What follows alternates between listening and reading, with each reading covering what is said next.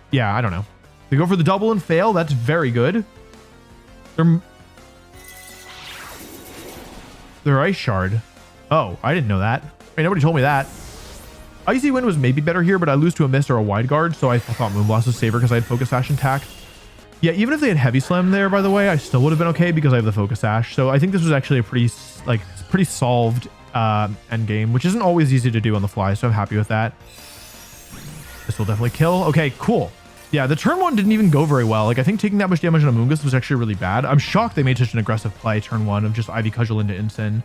I'm rank 2. I'm feeling good. There's a couple hours until the rank resets. If I win here, it is feasible that I could get rank 1. I would be under 1750, which is another like one of those 50-point mile breaks where people tend to congregate. 1700, 1559, Super Borcho. Oh my god, it's Coridon! I don't deserve this. I don't deserve this. My Coridon's even better. Like, it's like more threatening than other Coridon, but I still don't like playing against other Coridon. It's not that it's awful, but it's not going to be useful enough. So I think I just do Screamtail and Amoonguss in the back with Flutter and Coridon up front. I think if they just lead with Coridon again, I'm going to try the same thing I did last time, which is just pop it with Flare Blitz Icy Wind and just hope that that works. Also, I apologize for using the same song every match. This is a fresh account. I only got the Terror Orb, so I don't have any of the music unlocked. Okay, Coridon Flutter versus Chi-Yu and Farigiraf. So I have the speed advantage with Flutter main, despite them being Choice Scarf. So they didn't Terrastalize. But if they do Terrastalize, it'd be really bad, right? Heat Wave comes out. Psychic Noise. That's not so bad because it's not that strong of a move compared to Psychic. Because this will put me in range to two-shot the Chi-Yu. If I get the special attack boost or a Heat Wave miss, I'm in really good shape. Like really, really good. This isn't like a guaranteed play, but it covers for Terapagos, which I guess they didn't go for. So I guess I overthought it. Because if I just ripped close combat and Icy Wind here, I would have been fine. I almost wonder if Flare Blitz kills, even though it's resisted. It probably does. No drop and no miss. Okay. And it does a lot to Coridon. Look how much that did. If this is Rocky Helmet Farigiraf, I actually could die to the recoil because Farigiraf has such high base HP. The crit didn't matter. This always kills, even if they're max. If they're Rocky Helmet, I'm dead. I'm alive. They don't have Rocky Helmet. Okay. That was actually not a good trade. I traded like 2 of my Pokemon for only 1 of theirs, and they have Ogre Pawn. Ugh. Like, of course they could Spiky Shield, but I think they have to follow me, so I think this is smarter. If I miss Icy Wind on either Mon, it's disastrous, actually. They'd go for a follow me, so that's that. Heat Wave again. It's Choice Scarf. So this is basically going to come down to a 2 versus 2. However, it should be a 2 versus 2. Maybe they don't know I have Icy Wind. It's not a great trade. I might lose because basically my last Pokemon is Amoonguss, right? Like Screamtail can disable the Chi-Yu, but how am I going to beat the... I don't really know how I'm supposed to beat Coridon with this. I went for Flare Blitz here just in case they tried to get cheeky with Terra Ghost. I killed the Ogre Pawn. Honestly, this thing would have been annoying to deal with, so I'm glad it's gone. I think if anything, it's better to get rid of Ogre Pawn than Chi-Yu for me. If they miss Heat Wave, I'm back in it. Like, if they miss Heat Wave, I might even be able to win. I mean, it's possible they don't have... If they have, like, Amoonguss in the back, I win instead of Coridon, but I can't imagine... Yeah, they hit another Heat Wave. The thing is, like, I can make this into a 1 versus 1, but I just don't really see how Screamtail can beat Coridon in a 1 versus 1 because they haven't even Terra'd yet, right? Here's the Terra. This is going to be on Coridon. There's really no reason to do anything else here. Chi-Yu is, you know, it's probably Ghost Terra. They also don't know that I don't have the Fairy attack, so yeah, the Fire makes sense offensively and it makes sense defensively.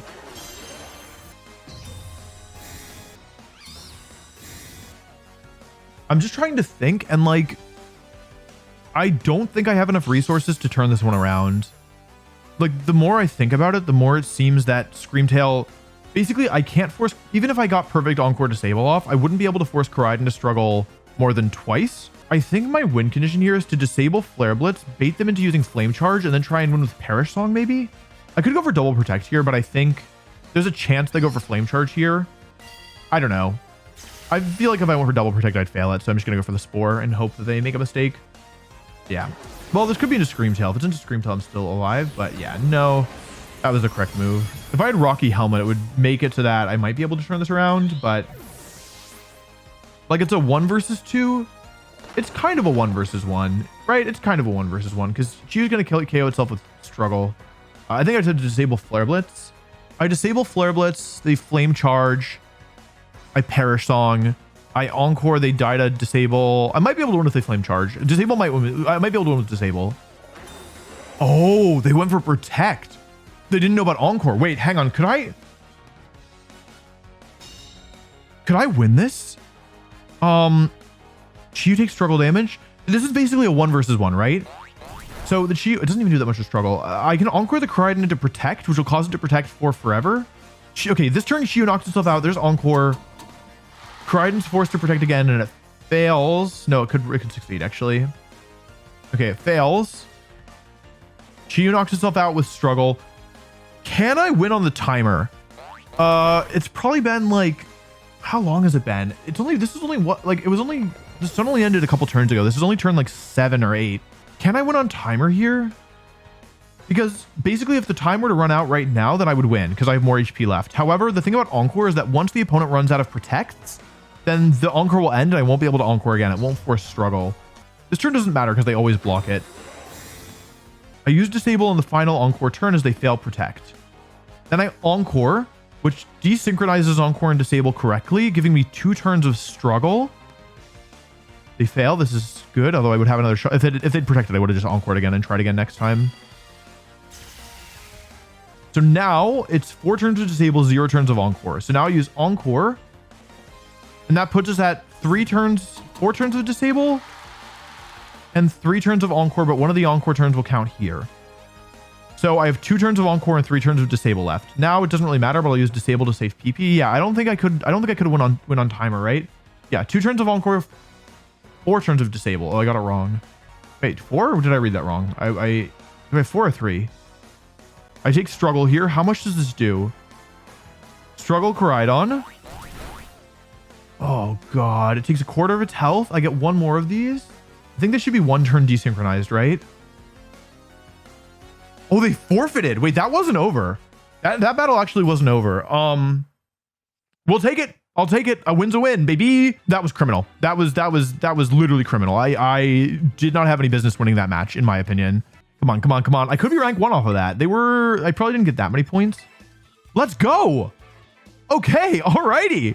Well, I'm not playing anymore now, I'll tell you that much. I think I'm done for the day. I'm gonna let everybody else play some more games to catch up. I'll get more points the higher everybody else is. So yeah, I think that's it from now, at least until tonight when the new games are able to be played at 7 p.m. But yeah, really happy with that. Rank 1 is awesome.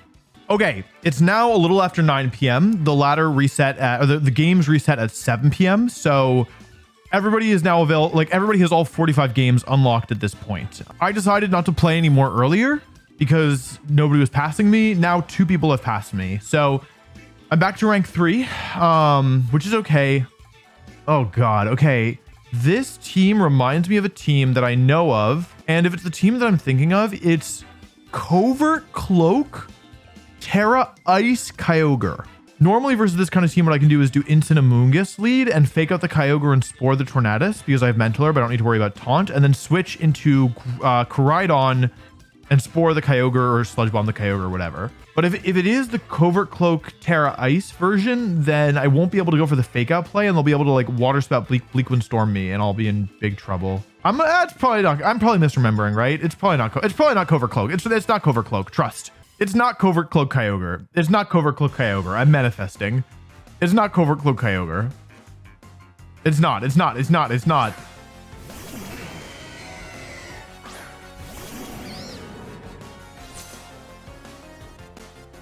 But what if it is? If it's not Covert Cloak Kyogre, I could fake out and Spore, right?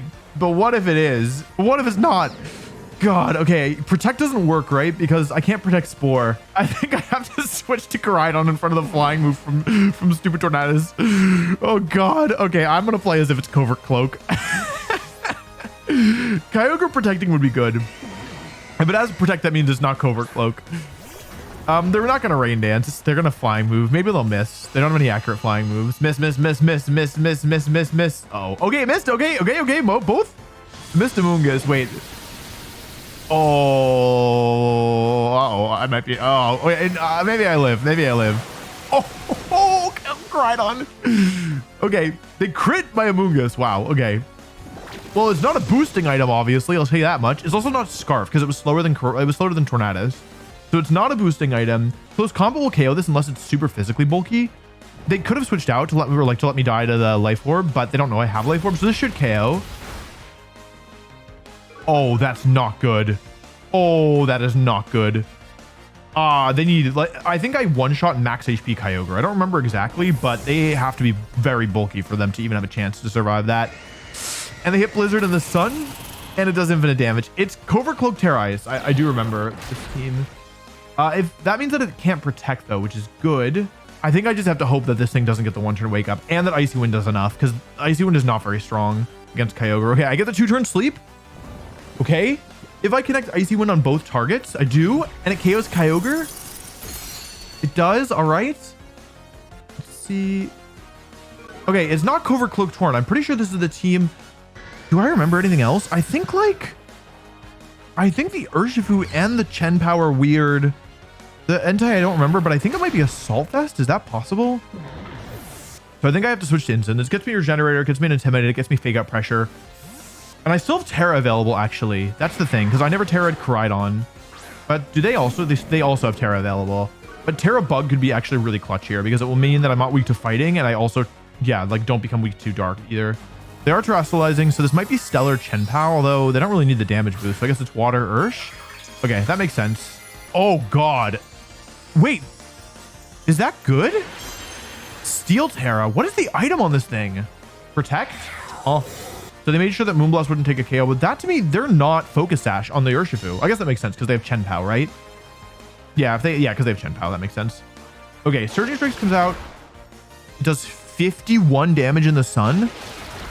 That might be Choice Band. That very well might be Choice Band. I did not think Flutter was going down there, if I can be truthful. I think that might be Choice Band, Urshifu. Yeah, maybe Terra Bug was better. This is kind of ambiguous, right? Because I don't know the sets.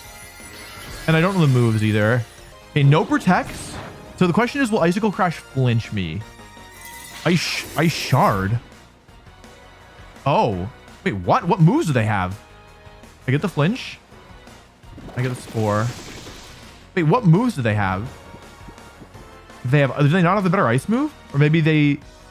Wait, also their Life Orb. I didn't even process that. Wait, huh? And then I have to Flare Blitz one of these Mons. The Urshifu is probably going to protect if it has it. But it could be Choice Band. Like, it absolutely could be Choice Band. Okay, no protect. That's excellent. Because there's no way that Urshifu survives Flare Blitz and Sword of Ruin. There's absolutely none. Yeah, first turn sleep is guaranteed. It's not Scarf. The Urshifu, that just one-shot me. I guess that makes sense. I'm not resistant anymore. Moongus goes down, but Flare Blitz should pick up the KO, right? Unless it's Akaberry. Let's see here. Flare Blitz gets the KO. Okay. I think I might have this unless they get one turn wake up and just Sacred Sword crit. I think that's their win condition. Okay, they stay asleep. Yeah, and Flare Blitz kills. Flare Blitz absolutely kills. Okay, so Incineroar somehow sweeping the Kyogre team. Not what I anticipated happening, but not complaining. I'll tell you that much. Certainly not complaining about it. Nice. Rank 1 again. Let's go. 1750. Let's go.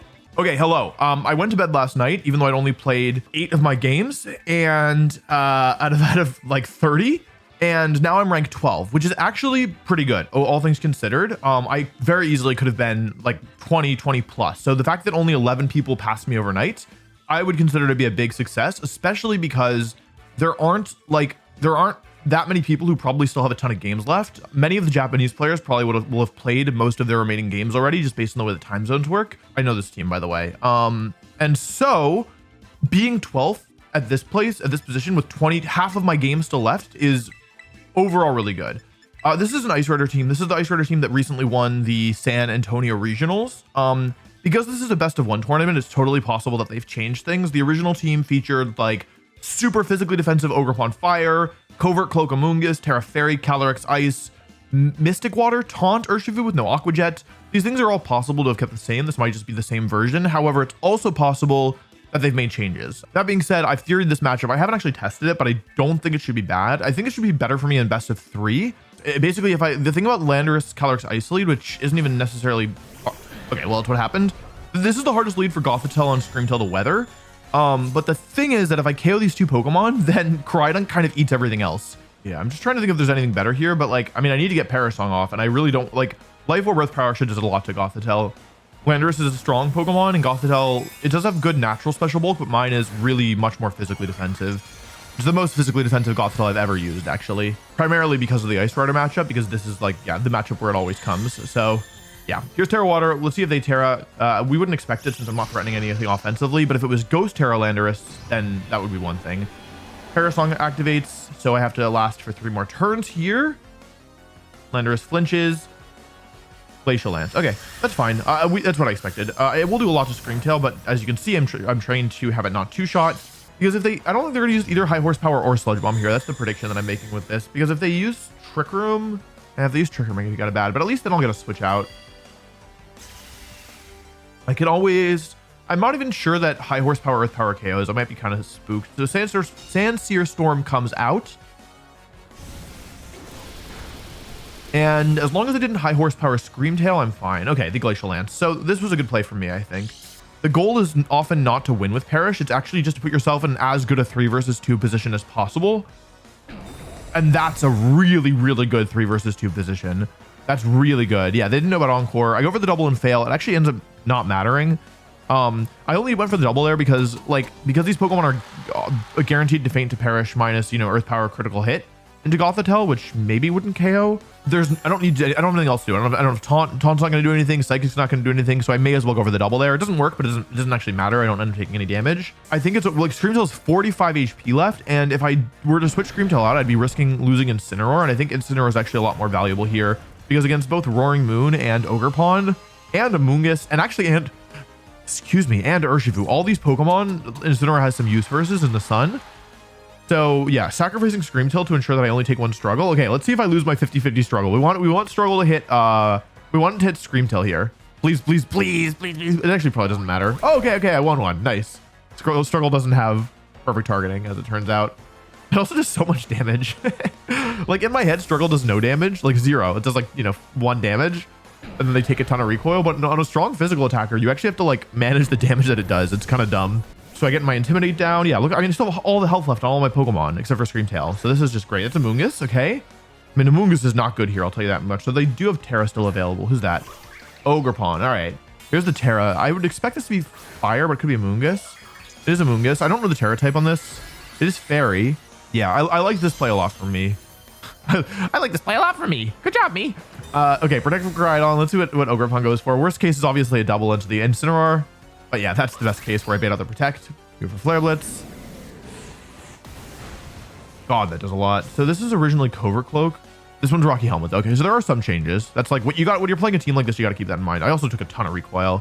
Spore gets blocked by Protect. Yeah, I was threatening so much offense that they felt pressured to play defensively, but now it's, I think, actually over. Actually, this is a pin as well because the original Ogerpon on this team has all defense, in which case they can't KO me with a critical hit Ivy Cudgel. And if they have more offense, then they should just drop to Flare Blitz. They go for Follow Me, maybe banking on surviving a double attack here. I go for Close Combat. They are the Impish version, the plus defense version. That's actually really annoying as a metagame trend for me. I actually am kind of worried about it because I'm used to just one-shotting Ogerpon. And although I can obviously recognize that this specific Ogerpon is max defense and try and play around it, I'm worried about other people picking up that adaptation. That being said, it is a really unintuitive way to run Ogerpon, so maybe I shouldn't worry about it that much. Because, like, I think it makes sense on... Well, I mean, I assume it makes sense on this team because it did so well, but, like, in general, I feel like it should be not what people are used to. But I don't know, yeah. I'm used to one-shotting every Ogerpon. The good news is I can still one-shot with Terrafire Flare Blitz if I need to. Like, there's no surviving that Ice Rider. That's a good thing.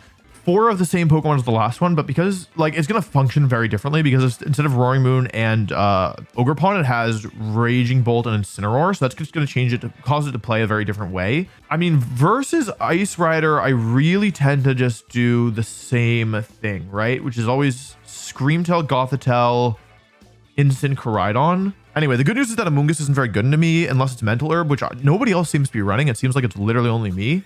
I don't think I've played against a single other Mental Herb Amoonguss. Actually, in any of my testing either. I think I'm the only one who has it, which is crazy because it's good. Okay, Calyrex Incin. That's very interesting. The Incineroar will probably go for Fake Out or Knockoff here. And then that will put me in a position turn 2 where I can use Parasong to check the speed. And if they're slower than my Gothitelle, I can actually just go for Protect, and then like Encore Taunt or Disable Taunt, depending on what they went for. Basically, if they go for Knockoff this turn, I think my position is fine. Or Fake Out. Fake Out would slow me down a little bit, but then I can Encore them, so it's not the biggest deal. I go for Fake Out first. Does that mean that they're slower, or does it mean they're going for Knockoff most likely? Which is fine, right? I can take the damage. That's not ideal, actually. I wasted my Terra, but more importantly, I allowed a switch. So now instead of trapping 2 Pokemon on the field, I only trap 1. And I'm now water type, so is that Raging Bolt? I don't know okay, that's not ideal. That actually really sucks a lot. They could also Thunderbolt the Screamtail because the switch is kind of obvious. You know what I could have done here is I could have actually switched to Incineroar for Screamtail and then Fake Out Psychic the next turn into the Bolt. Basically, like Volt Switch? Oh, I assumed it was Life Orb. It's Assault Vest, but that doesn't really help me because I'm gonna have to switch Gothitelle out. I think I switched to Instant here and Protect. There's nothing I could Psychic the Bolt, but getting a double Protect would be kind of clutch. If I get it, then I just save so much health on Goth, and I deny the Volt Switch play, right? Because they're almost certainly going Glacial Volt Switch into Goth here. Oh, I feel like I never get double Protect. So let's go Gothitelle. Way to go. Huh? They read it? Wait, what? Wait, what? They ignored the Goth who couldn't Protect? The one time I get a double Protect, it does nothing for me. I would have been better off Psyching. That's probably a lesson because I need a little chip damage to put Raging Bolt into close combat range. So this is bad again. This isn't good. Okay, Dimiteros. Let's see here. Okay, so I didn't notice earlier, but their Ice Rider is actually faster than my Gothitelle. Oh, Landorus. You great big refried bean looking genie. Stupid. Okay. Parting Shot comes out. So keeping this thing at -1 is good. I am going to have to take 2 attacks this turn. However, with -1 Landorus, with Water Terror on the Gothitelle and all my physical bulk, I should be able to take these attacks respectably. Like not necessarily cleanly, but respectably. And we know all the Pokemon now. Wait, it's Instant, it's Bolt, and it's Landorus, and it's -1 Landorus. So actually this isn't...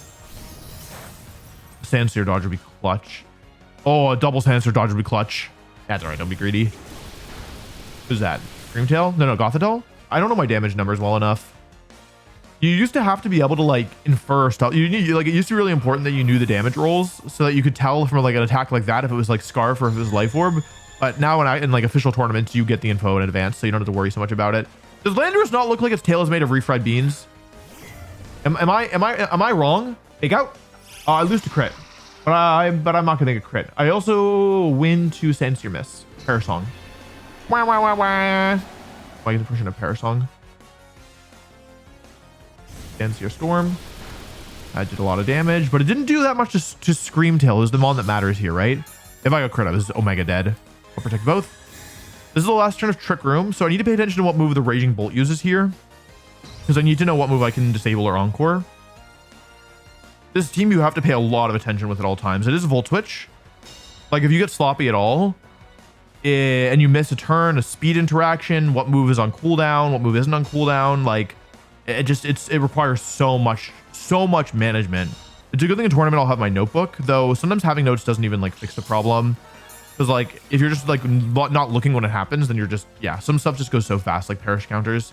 Like here, Gothitelle, Raging Bolt, Screamtail. I already knew the speed order, but like that's how fast it goes, right? If I imagine I was like, oh hey chat, blah blah blah blah blah, then what's the order? I would have missed it. Yeah, I'm just gonna make this the straightforward play here because I think, first of all, they might be Choice Scarf Landorus. I really truly can't tell, and they also might not know about the speed order.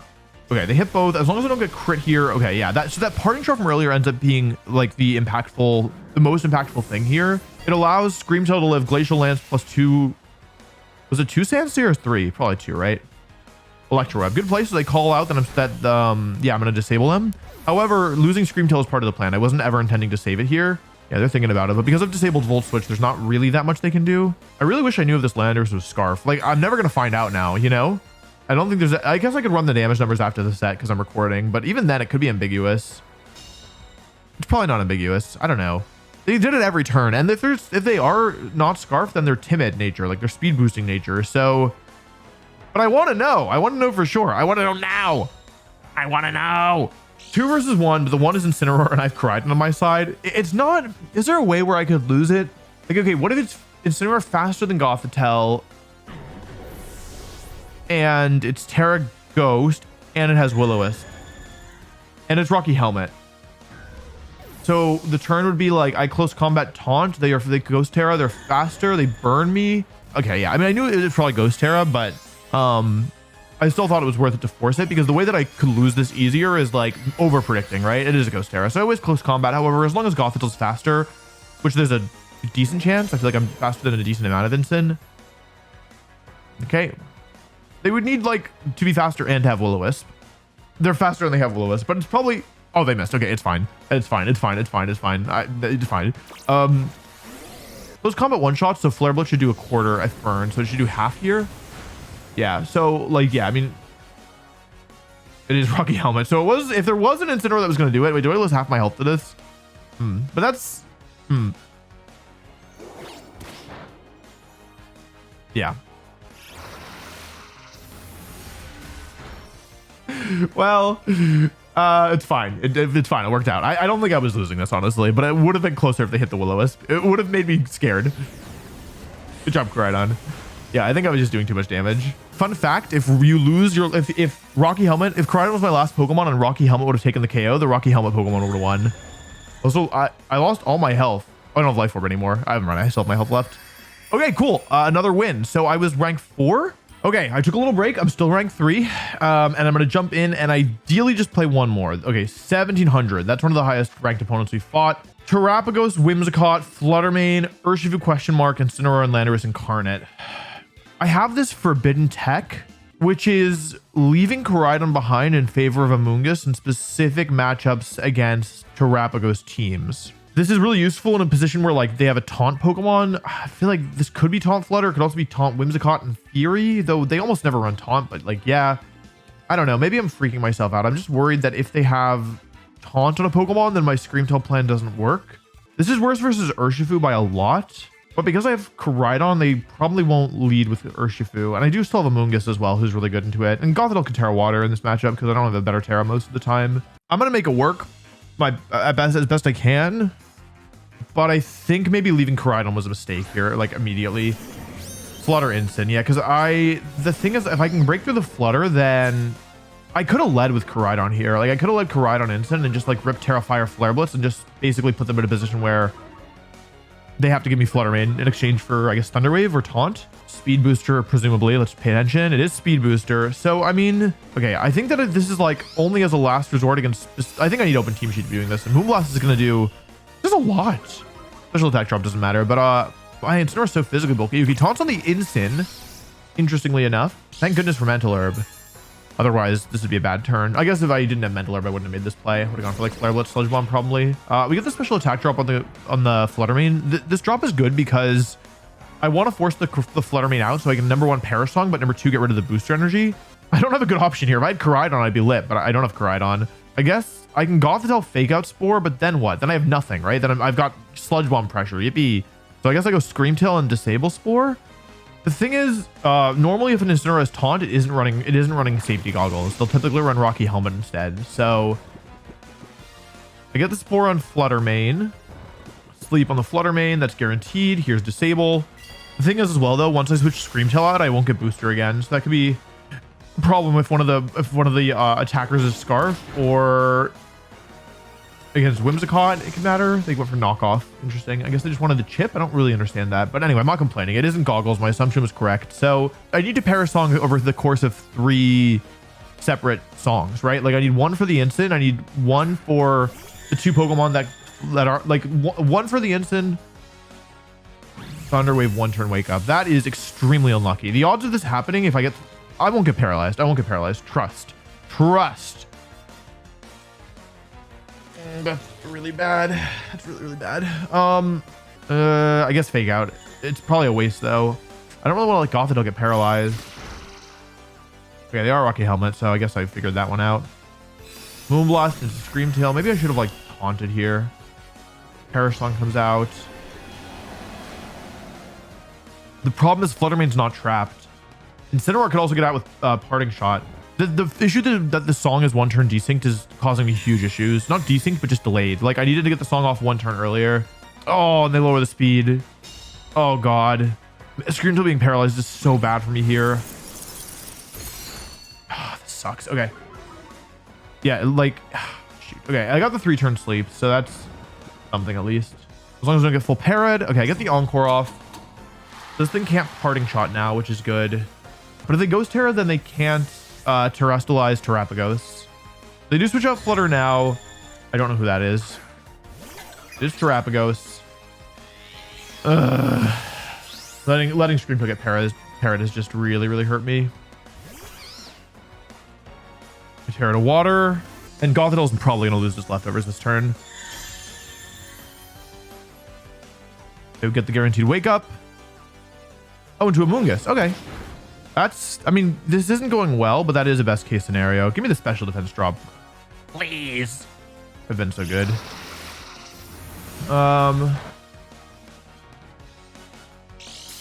It's not leftovers on Terapagos.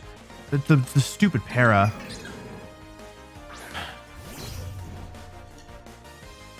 At least it doesn't have recovery or protect. I might be able to burst it down with just like Goth. Like I can deal with Fluttermane in theory with. Wait, if I spore this, they're gonna have trouble getting through Amoonguss, right? If they're lost as Urshifu or Whimsicott. Try attack. Oh, they're gonna try. Oh god. No freeze, no freeze, no freeze, no burn, no para. Okay. I live. I live. Technically. That's a lot of damage on Amoonguss though. Okay. If I can disable this, I just kill it, right?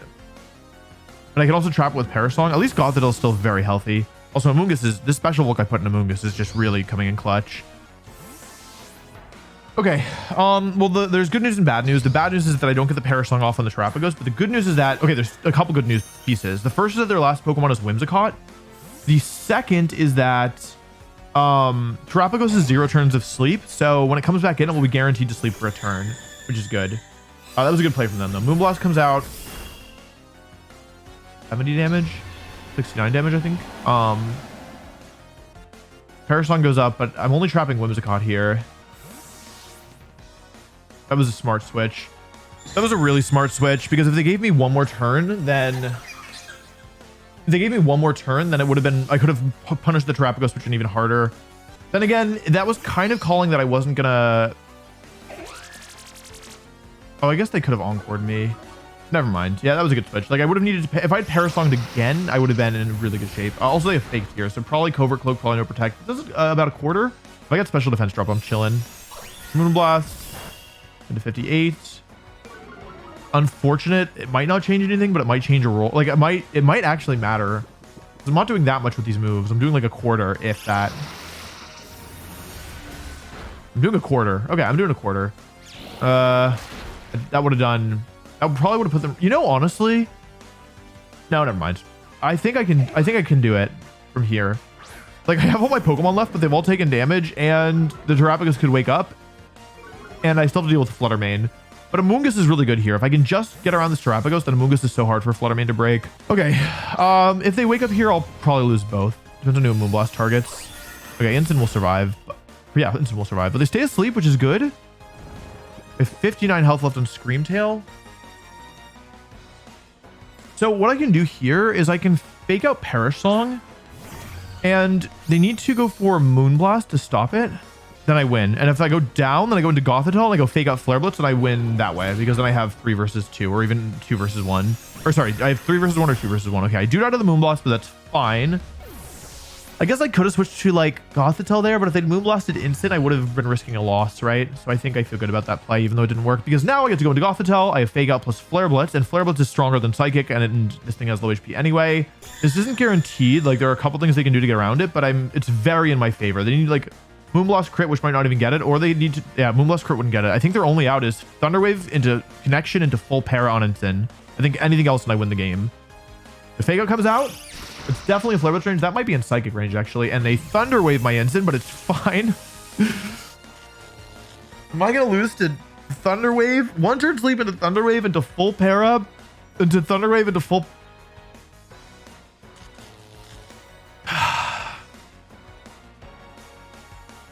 Okay. Can I still win? I sacrifice Amoonguss, protect, go into Instant, and go Fake Out Psychic. And that should be enough. The issue is Amoonguss might not go down because my Amoonguss is so specially bulky. They might attack with Flutter Mane as well, but even then, I think I have too much health left. I think the Regenerator ends up turning against me here. I can't believe they went for Thunder Wave in that spot. Like, it was the right move, but I just can't believe they risked it. I might go down. I might go down. It doesn't matter. I need to go down here. Terra Starstorm. Come on, Amoonguss. You're so goated, but go down this time. Get crit, get crit, get crit. That really sucks. Okay. Okay.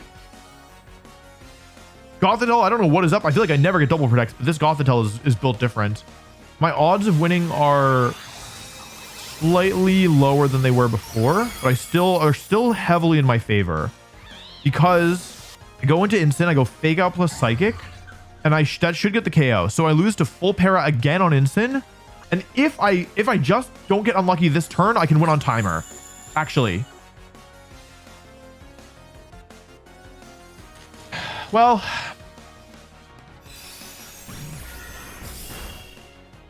that's frustrating. That's really frustrating. However, I think that I could, mauled and say I got really unlucky, which I would say is true. However, I also didn't bring Coridon here. In Pokemon, there's a temptation to be like, wow, game is so luck-based, like I'm so unlucky, et cetera, et cetera. But the truth is that like the decisions you make in your team building and the decisions you make in your play influence stuff a lot in terms of how lucky or unlucky you get. So here I didn't bring Coridon, and because I didn't bring Coridon to the battle, I couldn't get rid of the Flutter Mane. I let it stick on the field for the whole time. And so what that meant is that Flutter Mane had multiple opportunities to Thunder Wave. Like I let two of my Pokemon get Thunder Waved, whereas if I led with Coridon, I had the opportunity at least. If I'd ripped Flare Blitz turn 1 and just KO'd the Flutter Mane from the get-go, then I would have, maybe Coridon would have gotten paralyzed, but like then Screamtail wouldn't have gotten paralyzed. And if Screamtail doesn't get paralyzed, then I can disable the Terapagos and then I don't need to worry about that messy end game. So I did get unlucky and it is frustrating, but at the same time, like I can't really be mad at the game when I made decisions that put me in a position to get unlucky in the first place. Miraidon, this was, what did this say? 1687. But this is a weird Miraidon team with Iron Boulder, Tornadus, and Chiyu. I kind of want Screamtail here. If I can just get a KO early, then Screamtail becomes really threatening, and this is probably Scarf Chiyu, right? I think I'm gonna do Screamtail. I definitely think I'm a little frustrated. Even though I could have done better, it's like also natural to be frustrated when you get bad luck. Especially in a close game like that last one. But anyway, I gotta shake it off. Let's see here. Who's that? Miraidon and Iron Boulder. So the terrain activates first, which means the booster energy will activate. Well, okay, first of all, my Orichalcum Pulse activates, which means this thing is probably not max speed. Hadron Engine activates, which then will activate the booster energy or the Quark Drive, which raises attack, not speed. I think I can get a speed boost, and I get the Intimidate off. So I don't mind committing a fake out here, just because it's somewhat unlikely that they go for an electric move into Coridon. Like, in order for this to backfire, they would need to go for Terra Fairy or Terra Ghost and an electric move into Coridon. If they don't do both those things, then yeah, my play is good. Let's see here. No Terra, no Terra, no Terra. Okay, Terra. Maybe it's probably Fairy. It's probably Fairy. The Iron Boulder applied a lot more pressure than I wanted it to because of its ability to hit through Protect. I didn't feel comfortable protecting both my Pokemon, even though I knew that it was likely that they would play defensive. But if they didn't have Farigiraf, then they couldn't have switched it in. So that's why, yeah, I went for Fake Out. So Fake Out is blocked. That being said, assuming they're going for Fairy Terra, so that really implies Gleam here. I do half with close combat. Figure 4. Okay, Gleam. So I'll survive the hit, but I'm going to lose most of Coridon here and a lot of Instant as well. So much damage. Yeah, even with the resistance. Here, I think I just rip close combat again. We know they have Iron Boulder in the back, and if anything is going to switch in, and it would probably be that to take a fire move. Close combat 2 shots here, so yeah, and I want to get instant off the field so I can intimidate Iron Boulder later. I have Flutter Mane in the back, so even if I lose Coridon, it's actually not the end of the world. They do switch out though, so if I get Iron Boulder here, I think my position's actually pretty decent. Who's that? That's not Boulder. Torn. Oh, if I ripped Flare Blitz, it might be Sash, because that did a lot of damage. The Iron Boulder wasn't Clear Amulet. You know, if I thought about it a little bit more, I think I'm losing, by the way. It's not over. It's not over, because I have Tornadus is in Flutter Mane range, and then I think I have to go Screamtail here too, right? They go Tailwind, and if I take a KO on the Torn, then Miraidon comes in and it takes a KO probably. Or at least we have to play the stupid guessing game. They switch. Okay, so I could KO the Boulder in 2 shots, right? Here's Boulder. Because I figured it wasn't Miraidon coming in.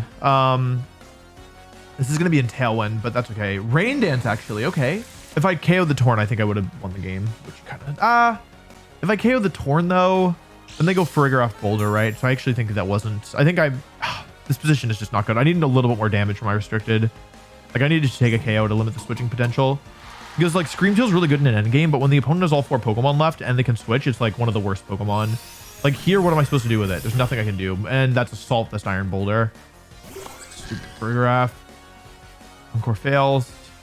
I don't know. I clicked this in case they went for, like, Quick Attack or something. I don't know. Shadow Ball comes out. Please crit. Please crit. Did I crit? Oh, my God. Fluttermane heard me. Wait, Fluttermane actually heard me. Holy cow. Okay, wait. I'm back. Wait. They don't have any speed control right now. Wait, I think I can win. Wait, hang on. I protect. I Moonblast. I get the KO. That crit changed everything. I think without the crit, it was going to be really difficult. But I've done enough. Like, this is how it often feels with Scream Tail, where it's like I'm so close. Like, I just need a little bit more damage. We go for Trick Room. Okay. Helping Hand. Okay. Leak Wind. Nice. Speed Drop is optimal. That's okay. Actually, is it optimal? Doesn't matter. I win the game. Okay. Well, I got lucky. I feel like I play in such a way that doesn't really, I try to mitigate my own bad luck. And so I feel like I often don't get that much good luck either. This was a case where I really got bailed out. I think that without that critical hit, I might have been in trouble. We can call it even from the one that I lost to the Thunder Waves. So, yeah, I'm not like, that's just like the way that the game goes. Annihilate, Grimmsnarl, Fluttermane, Terapagos, Dondozo, Tatsugiri. This is definitely specs Terapagos. With Grimmsnarl and Annihilate, this is like a team that clearly just wants to remove the big threats. It might be like Fake Tears Grimmsnarl and then win with Dondozo, Tatsugiri. That being said, Dondozo, Tatsugiri, Scream Tail all have and Scarf Annihilate, they all get blown up by Scream Tail here. I want to bring Coridon first of all. I could do Scream Tail, Gothitelle, but like it's so like I'm worried about the Grimmsnarl. Actually, I don't even need Goth here. What am I bringing Goth for? I don't need Shadow Tag to trap the Dozo. Oh wait, but I needed to beat the Specs Terapagos. Okay, no instant. Fine. I don't need instant here. It's fine. Grimmsnarl, Terapagos. All right. I mean, I guess it's not necessarily Specs, right? It could be Calm Mind with Reflect here. Coridon switches out into Scream Tail. This doesn't use my booster energy, so if I need to pivot out again, that's fine. It doesn't use my booster energy unless they Terrastallize, in which case they'll turn off the sun. Let's see here. Speed gets boosted. Let's see what they go for. Grimmsnarl's probably setting a screen. No, it's Fake Out. Oh, into Scream Tail. That's very good. And it's okay. It is Specs. Specs Flamethrower in the sun. This EV spread is cracked. It's actually cracked. That went unbelievably well. I can also disable the Terapagos and switch to Gothitelle. Like if they don't switch out Terapagos this turn, they just lose. And even if they do switch out Terapagos this turn, if they have Dondozo, Tatsugiri in the back, they also don't have anything good to switch in, so they'd have to bring them both in which case I would go Fake Out Parasong and just, yeah, be in great shape there as well. They stayed in. It took me a second.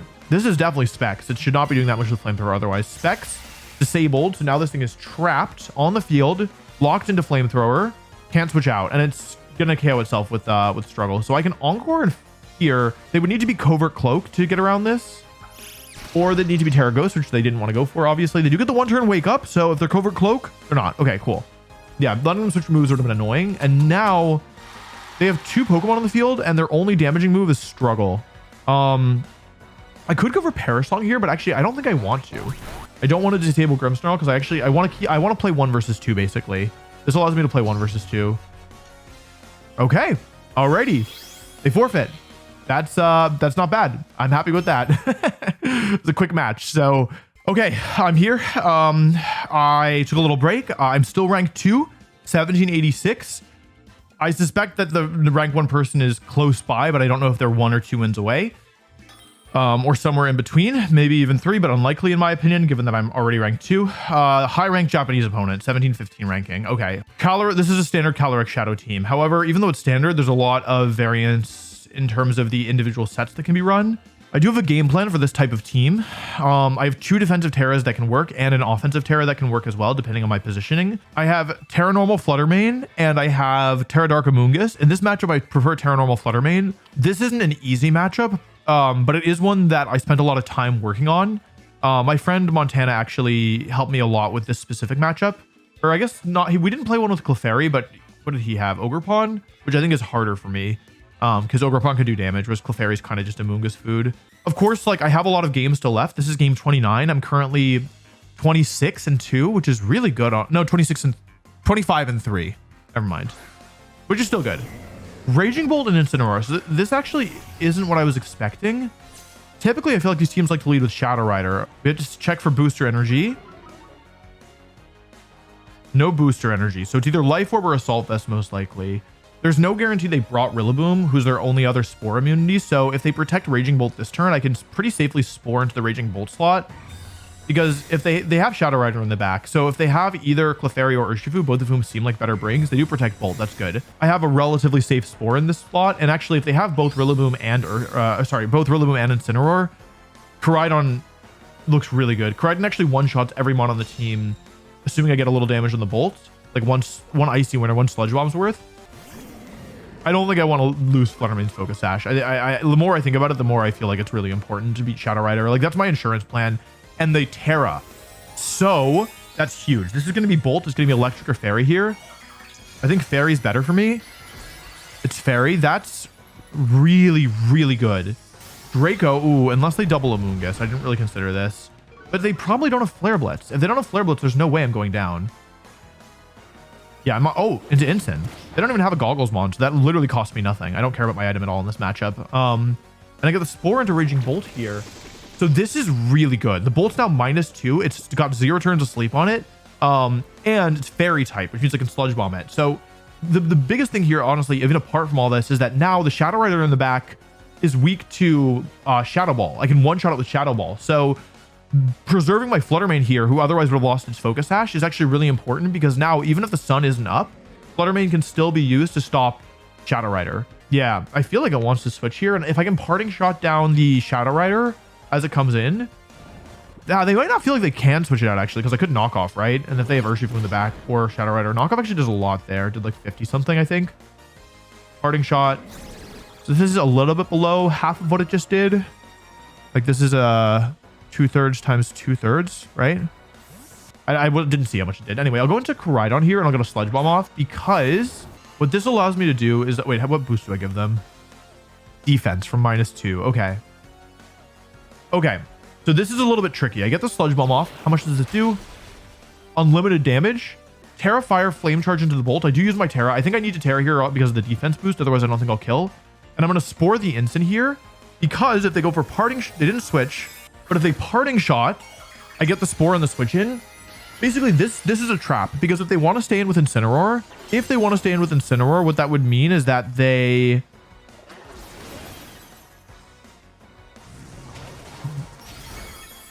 If they stay in with Incineroar, Coridon doesn't get intimidated and they don't get Fake Out Pressure back. And if they switch out Incineroar with Parting Shot or the Hard Switch option, in that case, then I get a Spore. So... yeah, they can KO Amoongus, but the important thing is here that Spore actually isn't being used to get a sleep. It's they go for knockoff. Do I survive? Yeah, probably. It was too low HP. This wasn't even a read. This is just a trap, because now I get Fluttermane next to Coridon. If they go into Shadow Rider, I pressure their Shadow Ball close combat. If they go into Urshifu, I pressure Moonblast close combat. If they go into Clefairy, I pressure close combat Flare Blitz. And if they go into Rillaboom, I pressure... I don't know. It's a really good offensive pressure. And they go into Shadow Rider. So now... because they've already Terra'd, I know I have a KO on both Pokemon if they don't protect or switch. They protect, so next turn they're not going to be able to protect from Shadow Ball, and I still have my Focus Sash they have to get around as well. Here's Shadow Ball. Blocked, but they stayed in with Incineroar, so unless this is Chopal... this thing is gone. No Chopal. Is it Sash? No. Incineroar's gone. It was a little overkill Coridon, but I appreciate the thought. I think that the only reason that this game is still... in my favor, I could have also risked it, by the way. I could have gone for Flare Blitz and Shadow Ball here and said if Coridon... it's a 50-50 because my Pokemon are speed tying. So if Coridon had moved first... then I would have won, but otherwise I would have lost. Assuming it's Covert Cloak, I don't know. The way that I could have lost this, I think, is that if they went for Double Protect with Shadow Rider, got it, and then went for like Sing with Clefairy and got that too. Astral Barrage comes out, Coridon's going to go down, but the thing is, even though the sun is ending, because I still have my Focus Sash intact, it doesn't matter that Shadow Rider's going to outspeed me next, or like, I think they use one more turn, but they can protect. Basically, the speed advantage doesn't help them because I've used Flutter Mane. I think this is some of my best Flutter Mane usage all tournament, honestly. I think this was the battle where I feel the best about how I used it. I used it as a bait. I used it to force out a Terra, to force out a Protect, and then to close out the game. Astro Barrage, okay. I don't think Instant would 1v1 here. It doesn't need to. I took 75 damage from that. Oh, they crit Flutter Mane, doesn't matter. The Sash, yeah. Yeah, even though I normally prefer to Terra normal Flutter Mane here, I think it was really good to Terra. The Terra Fire Coridon one-shotting with Clefairy was kind of important. And that's just a KO. Yeah, I mean, they don't survive that. Not without some help. That's a pretty clean win, too. Like, I only had 2 Pokemon left, but I felt like I was in control for a lot of that. I was ranked 2 and then I won, and now I'm still ranked 2, so it's pretty likely that the person who's in first is close by. They're probably just around 1800 if I had to guess. 1693 is fine. It's almost 100 points away, so it's totally fine. Ice Rider, Urshifu, Entei, Landorus Incarnate, Galarian, Moltres, Whimsicott. I have never in my life seen or played against a team like this. I think I just have to do the same thing I always do versus Ice Rider. Like, yeah, the Pokemon are different, but ultimately the goal is the same. I do one-shot literally every Pokemon on this team with Coridon. Anything that doesn't have a Focus Sash literally gets one-shot. Maybe they won't bring Whimsicott. But they probably will, right? Who's that? That's Whimsicott. I think I thought Landorus was Whimsicott, but I used the wrong formula, but I got the right answer. Okay. Terra, probably Ghost Whims, right? Landorus. No, is it Ghost Landy? Oh, man. Okay. Fake Out fails.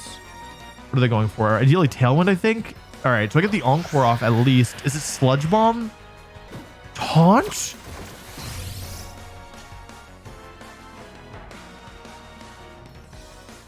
I think I literally lose off that. I think that is the worst turn 1 possible and one of the worst turn 1s of the entire tournament. It's really frustrating, especially being this high up. It's going to be multiple wins to get back what I lost. But you know what? It's not over yet. I haven't even taken any damage yet. I'm not giving up. Hang on. Instant switches in. Maybe they'll miss Sandsear. Do they even have Sandsear if they have Taunt? Encore. Okay, well, that's bad. So now I've got the locked into Fake Out.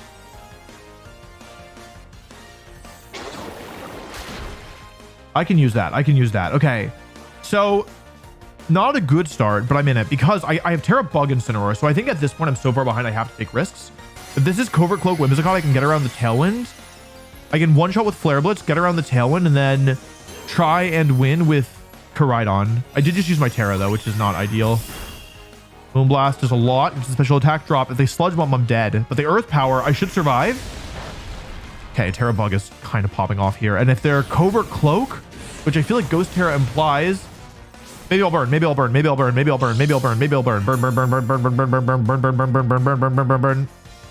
Okay. So I've lost Incineroar in my Terra, but I am bringing myself back into this. And I'm going to protect Coridon and switch in Gothitelle. If they don't have Protect on the Whimsicott, then I can fake it out next turn. And if they do have Protect, it's not the end. I can still threaten a KO on both Mons. This baits out the Taunt from Landorus as well into the Scream Tail. Like Taunt plus Moonblast is the play that I'm baiting here, so I might be able to get away without taking much damage. Because I'm behind, I need to make good use out of the resources I have left. Gothitelle comes in, I protect. They Endeavor, but into Coridon. Okay, Tailwind, Moonblast, Endeavor. It's Encore. I've seen all 4 moves. Sludge Bomb does a lot, but I'm not taunted at least. That's something. Tailwind ends this turn. Wait. They don't have Protect and they can't switch and they don't have Terra available. I can KO Whimsicott with Fake Out, and they don't know that Flare Blitz one-shots the Landorus. There's a chance, unless they're trained very strangely, I should get both KOs this turn and not have to deal with Tailwind. Fake Out takes the kill. Haven't seen that very often. Flare Blitz. Landorus, even with max HP, does not survive this. This one does not survive. Hang on. I might be turning this around, but it's not over yet. I still have to deal with the Ice Rider, and if anything happens to my Coridon, I can go into Urshifu, right? If it's Urshifu Dark, this gets real tough real fast. There's a flying move? Who's that? I don't know. Is that Korean? Entei. Entei Ice Rider. Sorry, if they don't protect, they die. If they do protect, now I have Encore Pressure. If they have Choice Band Entei, then they can KO me with a fire move maybe, like Flare Blitz or Extreme Speed will 2-shot. But if they are Choice Band Entei, then I can disable them. I might be able to do this. Protect. Okay, that's not ideal. What's the Entei going for? Is it E-Speed or is it Fire Move? Flare Blitz? If it's Choice Band, it could kill Coridon, but then I get Encore Pressure. Sacred Fire? How much is this going to do? That's Choice Band. That's definitely Choice Band. Oh, it's not. It's definitely... It's not Choice Band. Okay. If it can switch moves, it will use Extreme Speed here. So what I can do is I can Protect and Encore into Ice Rider to bait out the Extreme Speed. This keeps my team mostly safe. Then next turn, I can switch Coridon to Gothitelle and Encore the Entei into Extreme Speed, ensuring I don't take that much damage while Calyrex Ice uses Protect. Then I can Protect Gothitelle and Perish Song, while Entei's forced to Extreme Speed and Ice Rider's forced to Protect. And then from there, I should be able to win with Encore and 3 Pokemon left. Extreme Speed, okay, that's what I was planning on here. If this is a Mental Herb Ice Rider, I'm going to eat my hat. I'm going to buy a hat just to eat it. Encore. Come on, come on, come on, come on, come on, come on. Okay. So I've got that thing out of commission for 2 turns. So Ice Rider's out of commission. Entei's using Extreme Speed. I'm going to force it to use it again. There's the Protect. It's double Protect. I don't think it really matters when it succeeds and when it fails. Extreme Speed. 42 damage. So a crit won't kill. Now it's forced to Extreme Speed again. Sun is gone. So I might not be faster anymore. They're locked into Encore, into Extreme Speed, and they can't switch moves, and they're not Choice Band, so they're not even doing that much damage. Here's Protect, giving me another turn of leftovers, keeping me out of the range of Extreme Speed. Into Screamtail, good play. A little less than 50, 43 damage. Now I just have to last for 3 more turns. I Encore the Ice Rider.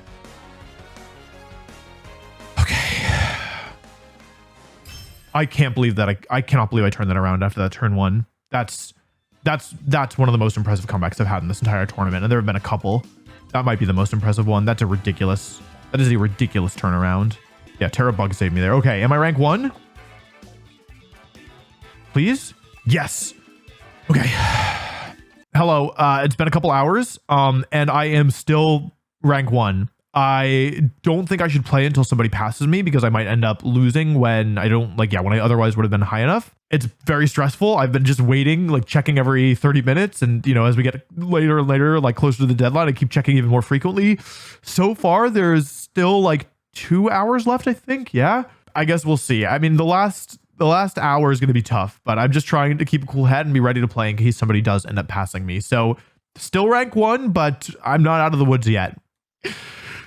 Okay, the standings are now up. I did not see them immediately because I was in the shower, which is why my hair is different. I'm here with Aaron and Yuki. Aaron, what did you just say?